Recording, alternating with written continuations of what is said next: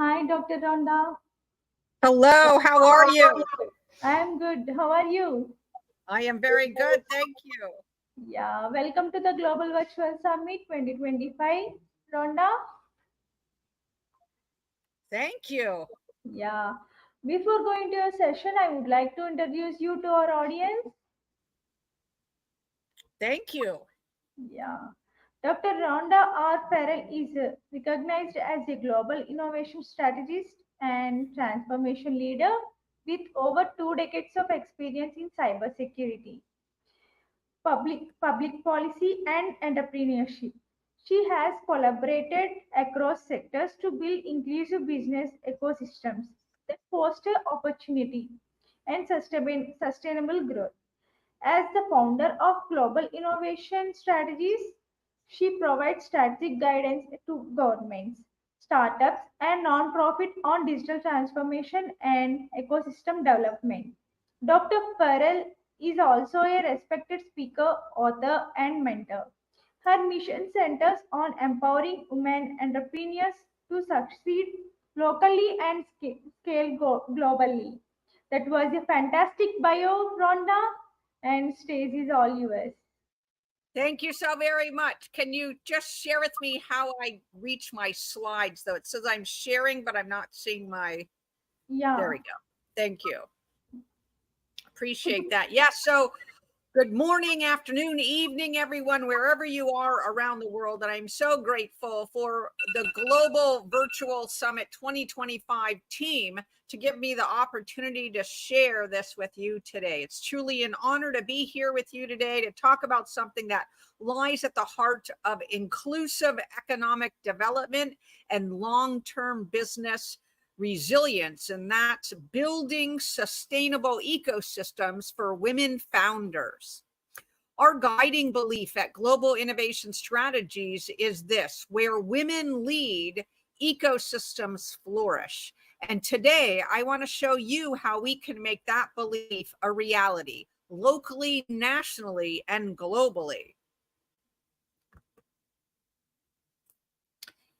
We're not just going to talk about challenges or theory. My goal is really to equip you with frameworks and real world models that are actionable ideas that you can implement in your organization, your community, or your ecosystem development efforts. Whether you're an entrepreneur, ecosystem leader, policymaker, educator, or corporate ally, you have a vital role to play.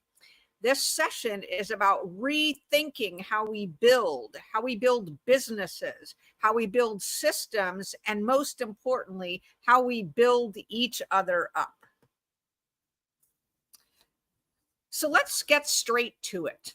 Capital in and of itself alone is not enough.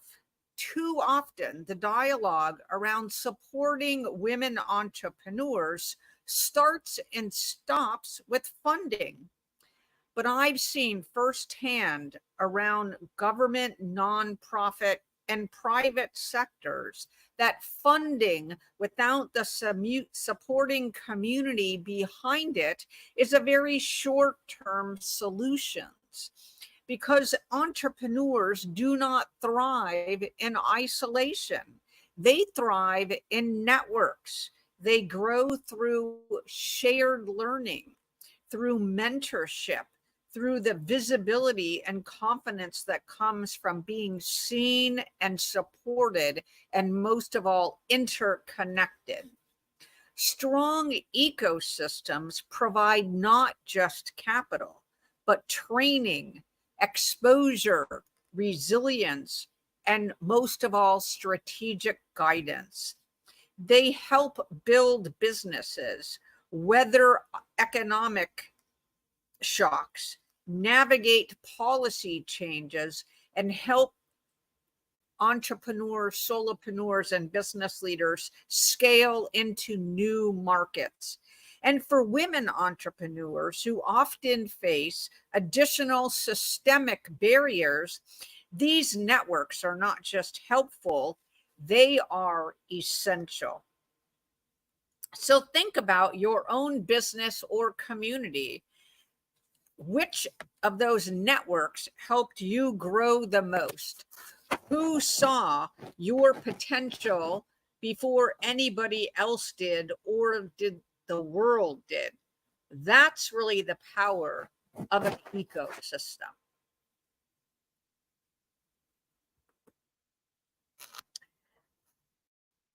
So really what we need to do is we need to examine ways that we can layer our support. It's really a strategic moves that the ecosystem would include personnel across all of these different layers, because one layer alone doesn't create systemic change. Imagine building a house with only a foundation or only a roof. It's infeasible. It just doesn't work. And so we need to put our own entrepreneur and ecosystems house in order to make it successful for the collective. So at the local level, what support looks like might be grassroots networks, peer mentorship, and culturally relevant programs. These spaces create trust. They offer safety and belonging, and they allow women to test ideas and build up their confidence levels. Next might come the national level. This is where we see accelerators, procurement programs, and innovation grants. These programs help translate local wins into national scale. They offer legitimacy, funding, and access to broader markets. And then finally, there is a global level. Here we're talking about trade platforms, impact investing, and digital marketplaces, because these are the mechanisms that allow a founder in Baltimore to Bogota to reach clients in Brussels or Bangkok. All these layers matter. And most importantly, they must work synergistically across all layers for the collective to be as successful as they can. So let's talk about a few case studies where they're hitting it out of the park with regard to these collective ecosystems. She Trades is an initiative by the International Trade Center. This program supports women entrepreneurs in over 25 countries. It does more than connect them to marketplace. It equips them with digital tools, training, and international exposure. Their B2B matchmaking efforts are backed by policy and private sector partnerships. What's unique about She Trades is the comprehensive, interrelated design. It's not just about the funding, and it's not just about the networking, but the full pipeline of support, from capacity building to contract negotiation and beyond. It reminds us that to access global trade, we should not think of it as a privilege. It, in and of itself, should be a possibility for every capable founder, solopreneur, entrepreneur, or business leader around the globe. Another case study that really brings this idea home is We Connect International. They focus on certifying women-owned businesses and connecting them to global corporate supply chains. Why might this be significant in the short, medium, and long term? Because corporate procurement remains a largely untapped space for women entrepreneurs. Less than 1% of global corporate spend goes to women-owned businesses. Wow, talk about a huge opportunity space that is completely unrealized in a lot of global arenas. So 𝐕𝐈𝐑𝐾onnect has really helped women become contract ready, meeting the compliance and operational standards that large buyers require. It's a great example of how private sector commitment can help close equity gaps in our key entrepreneurship supply chains.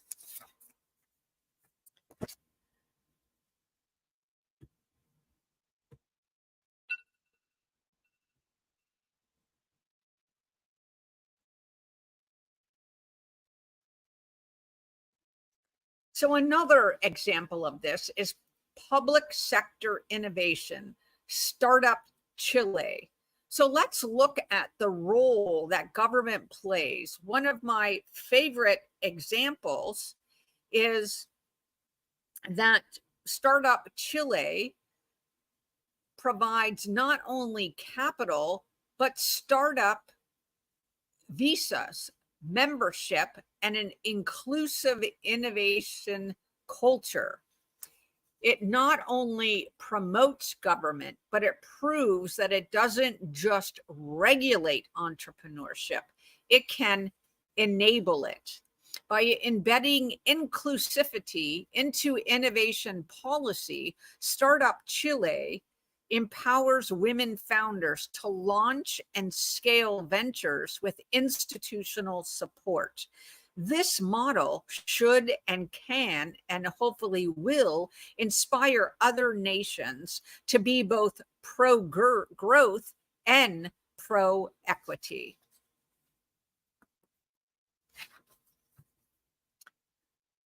And another private sector innovation is Goldman Sachs 10,000 Women's Initiative, who offers business education, access to capital, and mentoring for women entrepreneurs globally, especially in developing economies. A huge focus on private sector support for innovation and sustainable growth. What's powerful about this model is it focuses on global growth. It's not just about short-term revenue boosts. It's about medium and longer term financial literacy, impact, and building confidence in economic participation around the globe. In many cases, graduates of the program become members themselves, thus creating a positive and proactive cycle of impact for generations out into the future. And lastly, we're looking at data-driven takeaways, and that's MasterCard MIWE, because what gets measured gets managed. That's why data-driven models like the MasterCard Index of Women Entrepreneurs are so important, because it ranks countries based on entrepreneurial progress. It highlights their strengths, and most important, shows us where the gaps are in finance, in education, and most of all, in policy. It's a tool that enables smarter investment and more inclusive program design. Because if we're serious about building equity across the globe, especially for women founders, we need to stop designing it in silos and in non-transparent ways. We need insights like these to inform how and where we build, to open up the aperture for a greater success for all. So in our key results and takeaway areas, what we can learn from these models is that access to markets is everything. If women founders can't sail at scale, they can't grow. Second, resiliency during disruption is ecosystem powered. When COVID hit, it wasn't the biggest businesses that survived. It was the best connected businesses. Third, policy and privacy partnerships magnify the impact that we can make together around the globe, because mentorship, procurement readiness, and digital literacy all thrive with cross-sector collaboration. Fourth, data matters. It helps us to invest wisely and to measure our progress overall.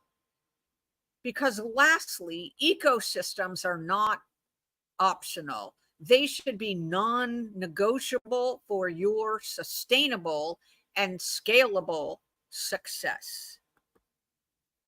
So what does the ecosystem roadmap look like going forward for you and your organization after this session? How can you put this information into action? Here's a simple roadmap that might help guide your efforts forward as you look to go further faster. The first is to start local. Support your own community-based programs, because trust building happens when you're up close to the people that you matter most to. Layer up. Align yourself with accelerators, government programs, and capital networks so that you can gain access to the wisdom, knowledge, and most of all, the opportunity that exists now and moving forward.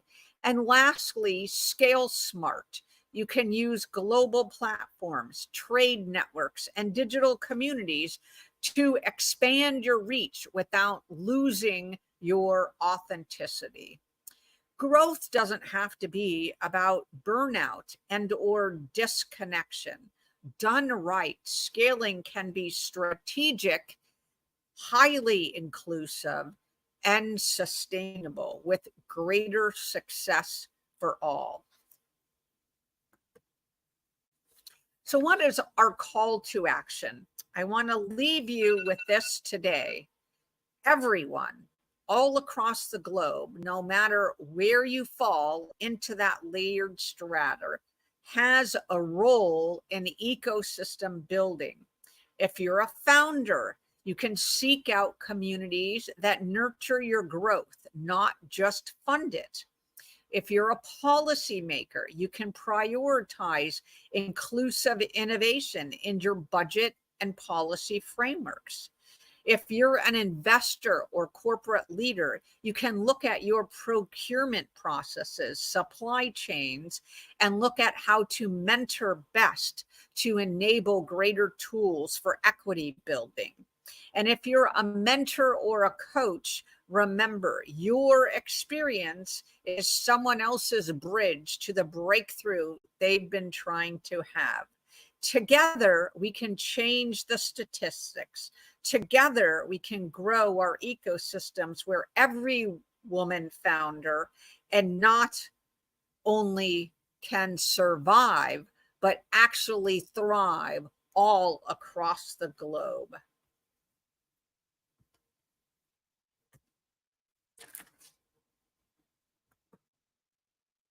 So I thank you today for your time, for your attention, and most of all, for your commitment to this vital global movement.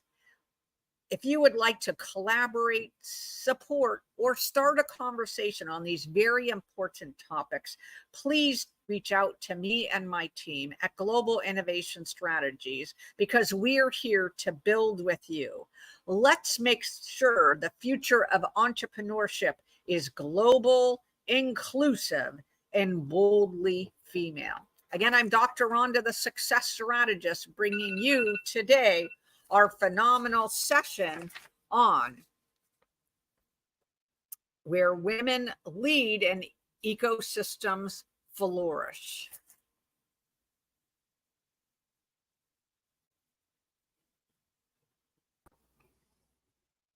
Yes, Dr. Rhonda, that was a wonderful presentation.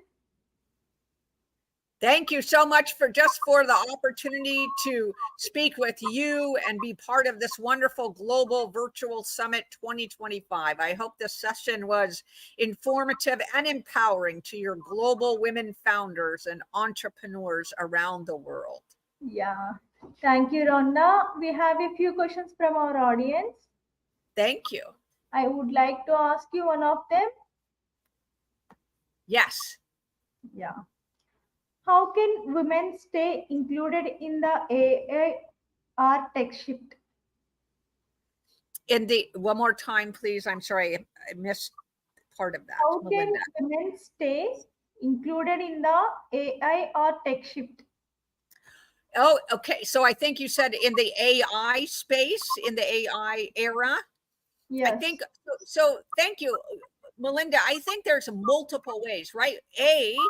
We're finding that this is a prime opportunity for innovation and new women business startups, because when oftentimes when we're looking at that collective global view and we're building out these ecosystems, we have founders that know how to create startups. We have women entrepreneurs that are tech evangelists and innovators. We have others that know how to harness the AI related technology in support of business model innovation, global innovation, and every industry sector around the world. So our answer is don't go it alone. Build partnerships and synergies and use this runway of multiple years into the future to make sure that you have a jump start on this vital AI economy that we're creating around the globe. Yeah, Dr. Rhonda, thank you for your valuable time for answering my questions. Yes. Yeah. Uh, could you please stay on the backstage and join in the next session? Thank you. Thank you. Bye-bye.